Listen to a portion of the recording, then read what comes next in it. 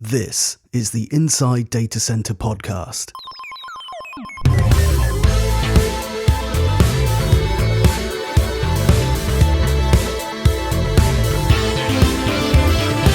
We talk to the people who power the data center sector to give you insider info on everything happening in DC today. Here's your host, Andy Davis. Welcome to the Inside Data Center podcast. Today I'm joined by Alistair Law, founder at Vertical Meadow. Good afternoon, Alistair. Afternoon, Andy. Great to be able to speak on this podcast. Really excited by the data center world, which is fairly new to me. So yeah, very exciting time. Yeah, no, it's great to have you on. And as we were saying before we come online, I love talking about innovations that are maybe not known to everybody. And I think what you're doing is exciting, and it's a change to the industry. So keen to share a lot more about that. Before we start, do you want to give everyone just a quick introduction of obviously who you are and what your role is at Vertical Meadow? Yeah, so obviously my name's Alistair Law. I'm the founder of Vertical Meadow, and Vertical Meadow is actually a spin out of Arup, which I'm sure many of your audience kind of know, and actually a place that I've worked for probably 20 years of my life. So and I guess, yeah, I mean, my background is a facade engineer, and I guess what we've developed is very kind of, for me, addressing a fundamental problem with living walls on the market. And so that's where kind of Vertical Meadow came out, and I've spun it out of Arup now. And yeah, we're getting lots of excitement from the data center world because we're kind of seeing these, well, I see them as huge opportunities for nature, these data centers. And obviously you've got to cover it with something. And I mean, quite importantly, nature and nature recovery is very high up on the political agenda now, and as it should be. And we're saying actually the external part of a data center is just a great opportunity, and they're often working in the fringes of kind of our cities, and that's really topical at the moment, as I'm sure we'll talk later on in the podcast. Yeah, definitely. And I always say, like, if we're going to build these facilities, which we need to, we want to do the best job we possibly can, and that's where innovations like yours come in. Before we go into more detail on that, do you want to just give a quick history of yourself? I love finding out how people started their career and then how you first stumbled across the data center sector. Yeah, okay. So yeah, no. So my background actually is a structural engineer. Was a structural engineer in Arup for a while, and although I kind of love a good calculation, I love kind of optimizing stuff. One of the things that kind of jumped out of me and led me into the world of greenery and nature was I was dealing with something that wasn't alive, and often that the architect would cover up with stuff, and I kind of felt that I was missing the fundamental kind of human point, and more recently, kind of the importance of nature, and yes, I still do a bit of consultancy work with Arup, and working on some really high profile projects with us as a facade engineer. But my passion really is about kind of bringing nature into our cities. And I kind of just said, well, unless we fundamentally shift the system from how they currently are, which is a load of pot plants on a wall, meant to look green all year round, but actually are not fundamentally giving back to nature, then, to be honest, they're a bit pointless, and also they will always be marginal. How do you justify it? It becomes a greenwashing exercise rather than a real functional greenery. So yeah, my role in Arup has gone from being a structural engineer, moving into the facades team, becoming one of the Arup facade leaders, and then kind of coming up with the idea actually of this kind of greening, and Arup Ventures invested in it. And it really was about Arup putting its money where its mouth is. It's like they talk sustainability, but actually let's do it and make it happen. And that's, I guess, probably where I came to. It was in mid-COVID where I decided I would take the plunge from my Arup world and say, actually, I want to focus my attention on kind of on nature and bringing nature in a new way. And I kind of love the hands-on bit and the hands-on delivering part. And as our team would say this morning, on the wall behind me, there was this amazing hummingbird hawk's moth, and most people are, it's just another moth. But anyway, this moth looks a bit like a hummingbird. It flaps its wings faster than anything I've ever seen. And it's, dare I say it, that delight in that kind of insects, in that kind of natural world, which I think we've lost. And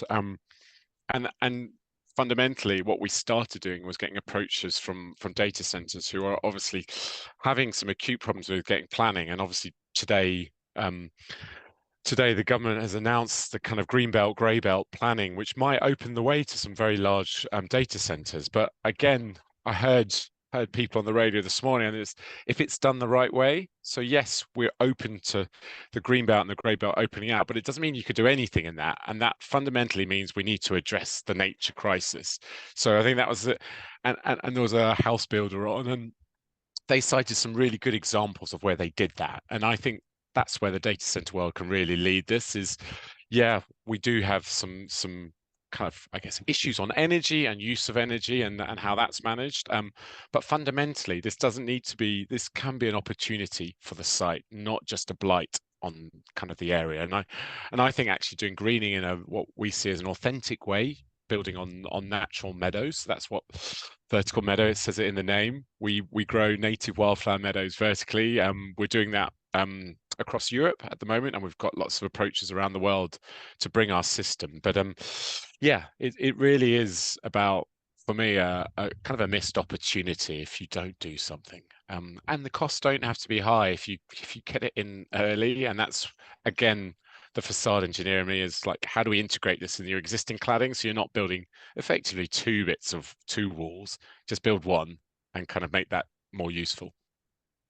Yeah, fascinating. And I guess it's an opportunity for the data center to be a bit of a leader, like you said, and it is a sector that's full of innovation. Sometimes it talks more than it does, and this is an opportunity to actually, we're talking very large buildings a lot of the time. So doing it on a scale really gives that opportunity for the biodiversity, I would assume. Exactly. And to be honest, I mean, green roofs are kind of great, and I mean, they should be used where possible, but you've often got quite lightweight roofs on these buildings. And so the vertical offers a kind of another dimension, which is also very public. It kind of, a green roof, you can walk past, you can walk through the city of London, you wouldn't know that half the buildings have got green roofs, but if you suddenly see it on the walls, you're like, actually, this is them doing it. And there's no reason. I mean, to be honest, as you say, these sites, I mean, are kind of football pitch scale some of the time, and multiple football pitch scale. So to be honest, that's huge amounts of areas of wildflower meadows. And I just wanted to drop a stat in there, but we've lost 97% of the UK's wildflower meadows in the last 100 years. And unless we start kind of putting back and actually kind of cherishing them and kind of understanding them. And I see our role as both educational in terms of getting people confronted with nature again and kind of understanding that those weeds that we trampled on are not weeds, they're actually really useful, that actually things won't change.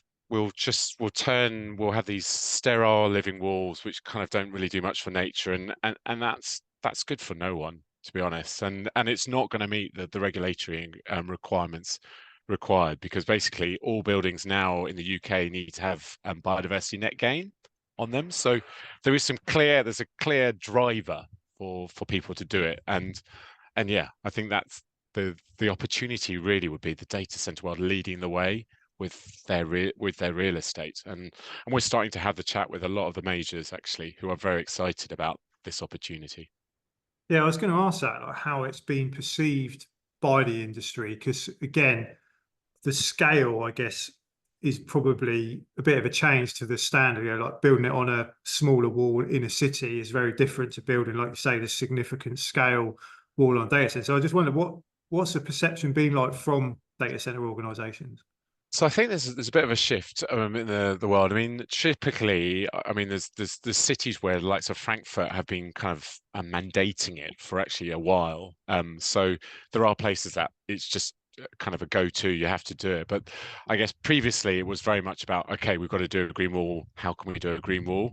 Whereas we are starting to have the chat. We've met with there is sort of biodiversity leads in these large data center organizations. So they're starting to put people in place who actually are kind of, they've got a mandate to create change. And I think that's where we're seeing the shift is. Beyond it was kind of like, okay, we've got to deal with our cooling stuff, and we understand that, but actually the greeny bit is just a bit of it is to get it through planning. Whereas we are seeing that some of these big organizations are starting to place nature in their strategy, beyond just going carbon neutral.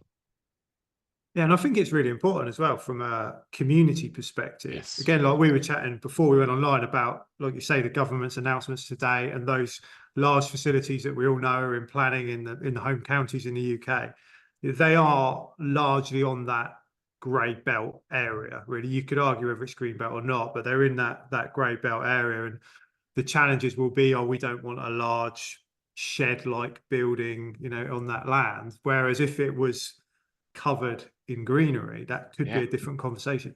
And not just covered in greenery. I mean, honestly, like I mean, we've been following, and it was interesting. The head of the Wildlife Trust was on the radio this morning talking about it, and a lot of that land is depleted anyway. It's arable farmland that has been kind of been covered in sprays of different sorts for years, so it's not very rich. So the idea of putting like a meadow and a proper native meadow back in these areas actually could be a massive enhancement of the existing scenario.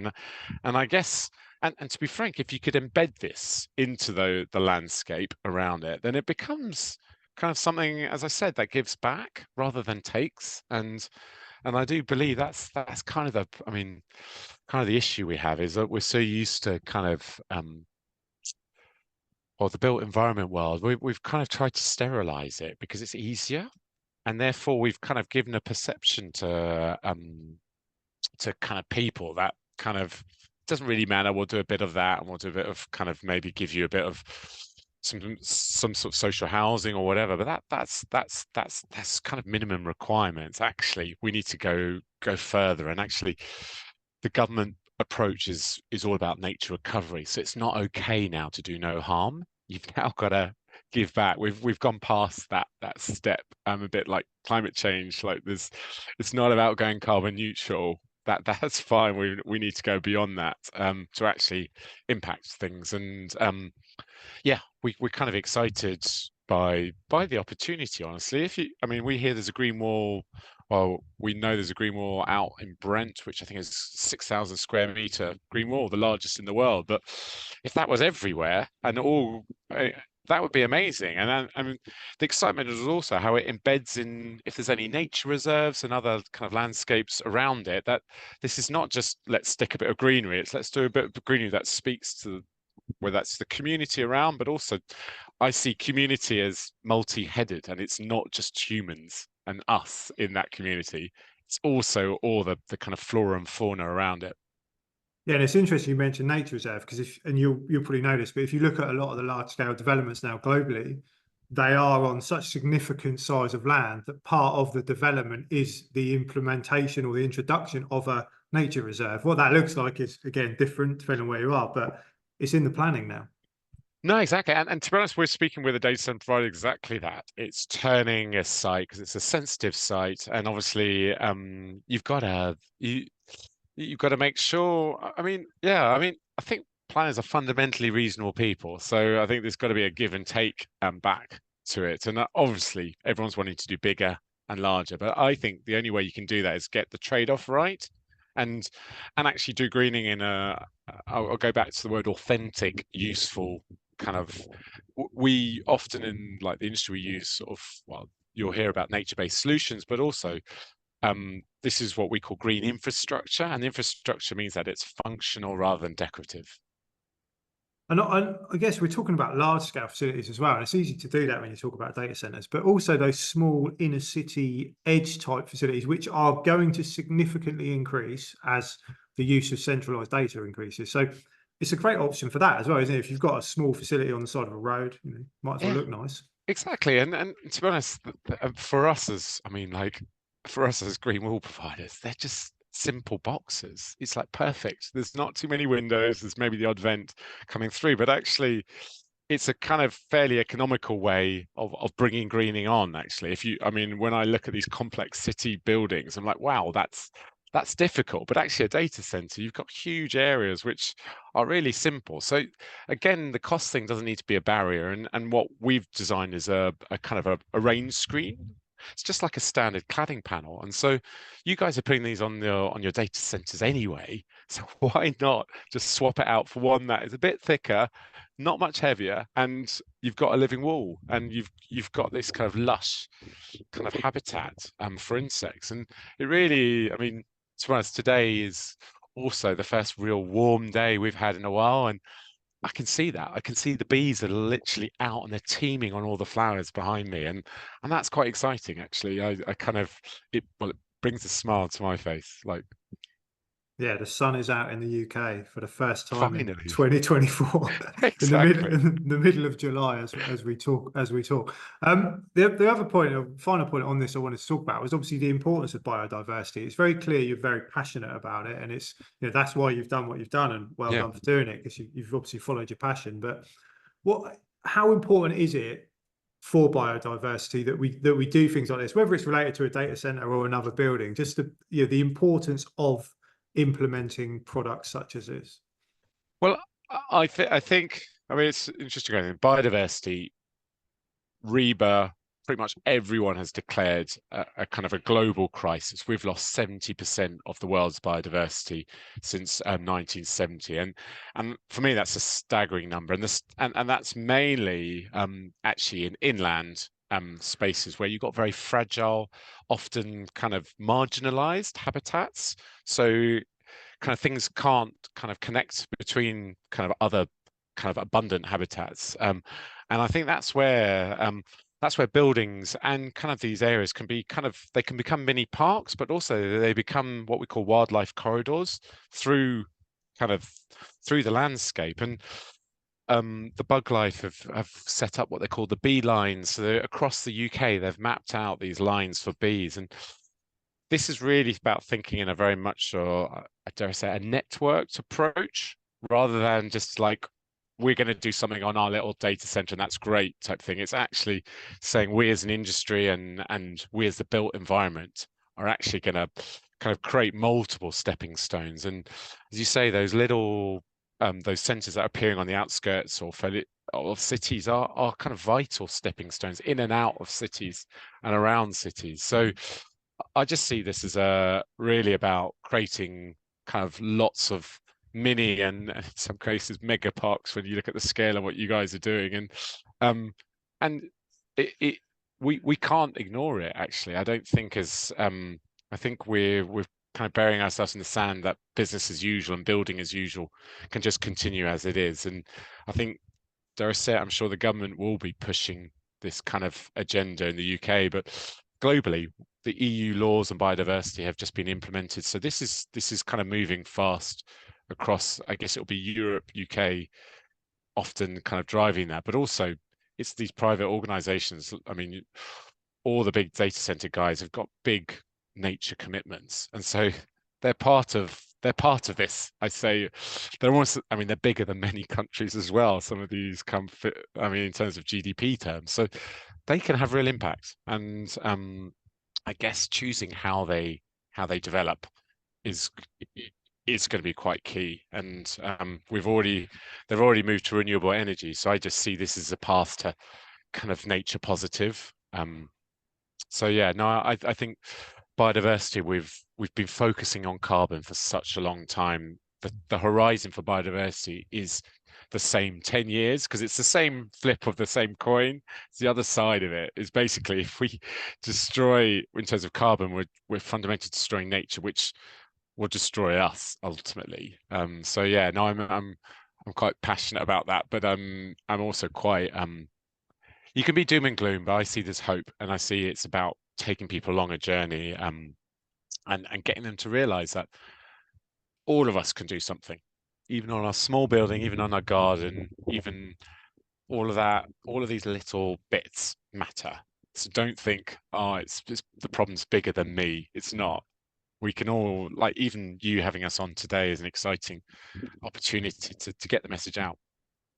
Yeah, and it's similar conversations when I talk about energy use, and people say that you could just turn your light off. Exactly. It's, you know, you can all have an impact on it. You can't all change the world, but you can be part of the change. That's the important point. And I think with things like biodiversity, sustainability, carbon, etc., it's generational as well. the people coming through now, the younger generation, are so passionate. They want Yeah. to create change, and they're going to drive it. And that's why you're seeing governments change tack. That's why you're seeing these big organizations change tack, because the consumer wants something now. They want to see something being done.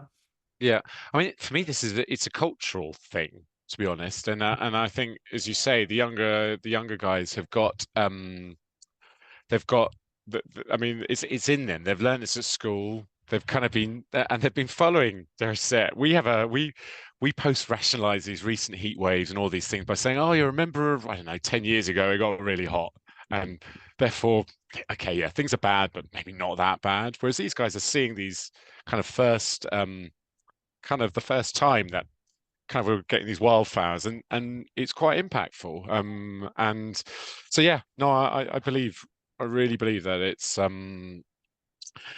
it is something that's going to change, and hopefully well, we can't rely on this new generation just to change it, because there's a load of people like us still in the system who need to get it and give a helping hand to the enthusiasm. Yeah, 100%. Before we close up, just a couple more sort of quick fire questions, and then I'll let you go and enjoy the sunshine in the UK before it goes. Before, you never know, yeah. We've talked quite a lot about obviously what you guys are doing, and I know you're fairly sort of new to the industry, so to speak, to data centers. But what do you see, and this is why I'm quite interested to hear your perception really, are the biggest challenges that we're facing in the industry right now? So I think the cooling bit is an interesting bit, and I mean, from a living wall and actually a facade engineer, if we can get the landscape to help. So we've been measuring sort of 3 to 5 degrees cooling around our wall. We're collecting data on that, and we see, obviously, if we could help with the cooling there. I do think it's social, to be honest, Frank.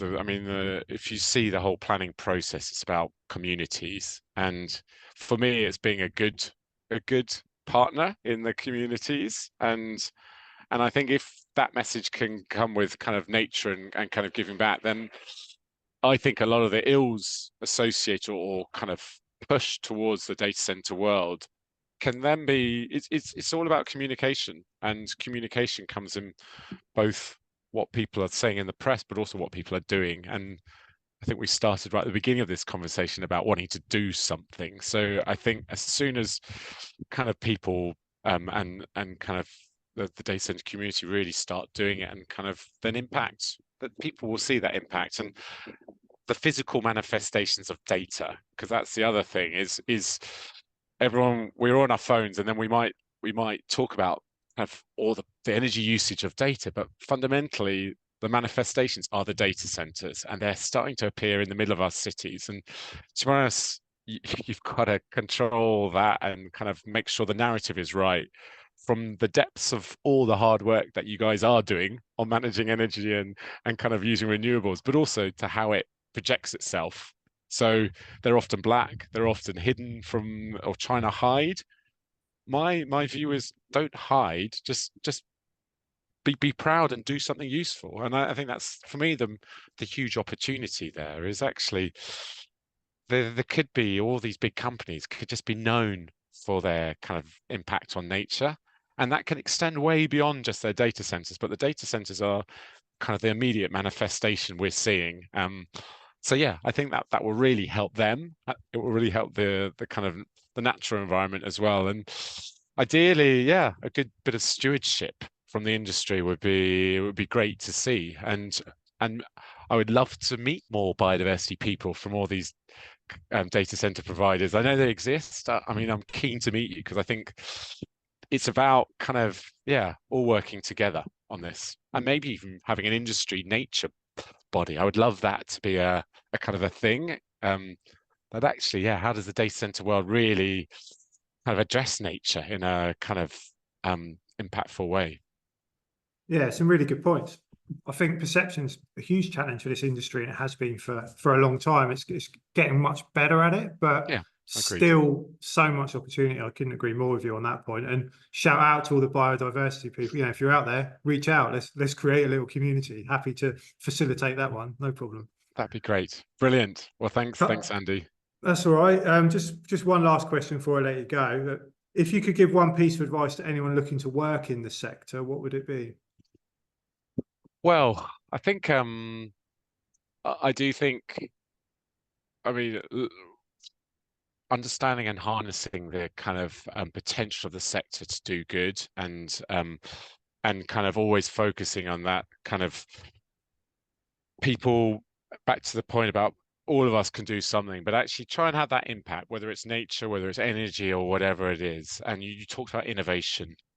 I mean, just embrace it. If it fails, it fails. But if we don't fail, then we don't move on. So take risks. Really do kind of push yourself to the limit, and make sure passion for me and creativity is what drives the world into new things, and bring that in spades if you want to enter this industry, and really kind of bring your personality, and really go for it. There's a lot of potential there. Yeah, I think passion's so important, and sometimes you learn that too late in your career. You know, if you and it's easy to say it when you're getting older, but if you could work that out early in your career, and you do find that passion, it does help. It helps you move forward. It opens doors. Everyone's you had a colleague who used to talk about concrete in a way that no one would else talk about concrete, and it was just great to hear. And I think that's because there was a real kind of excitement, and I think if you can bring that to whatever job you're going to do, you're going to have enormous impact. Yeah, definitely. And also, like, the innovation side of it, you know, ideas like what you're doing, we need new ideas in this industry, and the industry historically was closed to new ideas. In the last few years, it's really opened up, largely out of the growth and necessity, and, you know, it's getting so big that we can't keep it as a closed shop anymore. But it's important that we bring innovations to the industry as well. Yeah, no, exactly. And I think your point, I mean, like, about the kind of the old farts in the kind of industry, is like, actually the young people have got such an opportunity of changing behavior, challenging us. And I guess I'd encourage them also to challenge us in terms of what we think is normal. We've post-rationalized a lot of things as okay. I think now we've got to be kind of pushed again, because otherwise things don't move on. Yeah, totally. And a lot of us are open to those ideas as well. I know some Exactly. aren't, but a lot of us are. So don't feel like you can't bring those Yeah. ideas. The No, I ones that agree. aren't open to those ideas won't be around for much longer. So I wouldn't worry Exactly. about it. Yeah, no, as you say, I mean, I'm really optimistic, and I kind of love the chats I'm having with people about kind of nature. People who I never thought cared. Everyone cares about nature. Everyone goes in their garden. Everyone appreciates being in greenery. You kind of the breathtaking views that you see across Scotland, across kind of the UK. That is in everyone. And so yeah, I kind of see it as quite exciting if you can kind of harness that energy and kind of passion people have about the natural world. I mean, across the world, it's consistent. So yeah, I think that could be the driving force for change. Definitely. And a great way to end the podcast. Brilliant. Thanks for your time. Love the conversation. I love your work. Where can people Thanks, find out Andy. more about you and about your organization? So I guess first step is you can come and see us on verticalmeadow.com. There'll be my number on it if you need to give me a call. Yeah, I'm the founder, Alistair Law, so you can ping me directly an email, and we'd love to hear from you. But yeah, we've got a load of projects around central London if you want to come and see them as well. We would love to sort of take people on a journey. And yeah, we'd love to explore some of your projects. Yeah, and we'll put the website in the show notes, but keep up the good work. I look forward to seeing your walls on many a data center around the world. That'd be great. Cool. Thanks a lot, Andy. Have a great day. Thanks. And you. Cheers.